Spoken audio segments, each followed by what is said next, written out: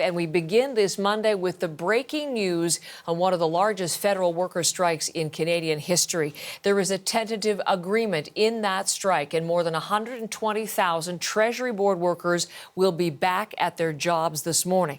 The Public Service Alliance of Canada announced a tentative deal in the very early hours of the morning, around 2 a.m. Eastern.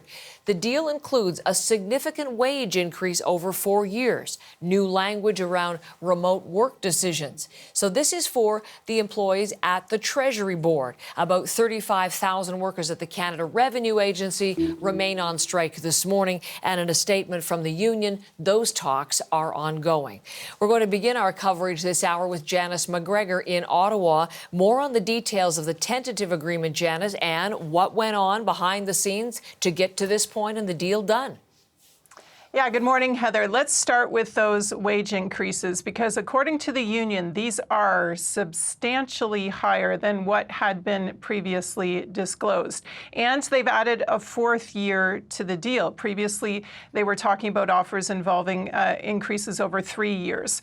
There is also here a one-time lump sum pensionable payment of $2,500. Why is it significant that it's pensionable? Well, if you are close to retirement, it means that this will kind of add to your 5 best earning years in a way that could be quite significant for workers at some of these income levels.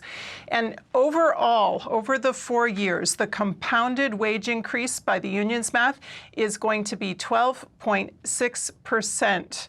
By going on strike for 12 days, these workers, it appears, have gotten substantially more than the bargaining units that had previously settled with Treasury Board. The union's also claiming victory in another way that was key to them. They got a letter of agreement, they call it a letter of agreement, about remote work. This is something that Treasury Board President Mona Fortier had previously said putting language about remote work into the collective agreement was a, quote, red line for her. But now apparently managers are going to be required to consider remote work individually, person by person, instead of considering the requests in groups or categories. And if that remote work is denied, they are going to have to spell out the reasons for that in writing. It makes it possible then for a union to grieve or challenge that decision. And there's also language in here apparently so that if there are layoffs in the future, union members will not lose their jobs if they are capable of performing work that matches the duties of a contractor that's currently working for the federal government. Of course, contracting out a big deal in these talks. Seniority rights are also going to be included in any workforce adjustment processes. That, according to what was posted overnight by the union, we are still waiting for any kind of a statement from Treasury Board President Mona Fortier or her bargaining team. But there is one of the bargaining groups, Janice, still negotiating as we speak this morning. That's about 35,000 Canada Revenue Agency workers, and they remain off the job. What is their status? Yeah, they go back to the picket lines this morning. Their original wage demands, it must be noted, were significantly higher than for the 4 bargaining groups that have now settled with this overnight deal. So we'll see if the CRA unit gets more by holding out further here in their separate negotiation.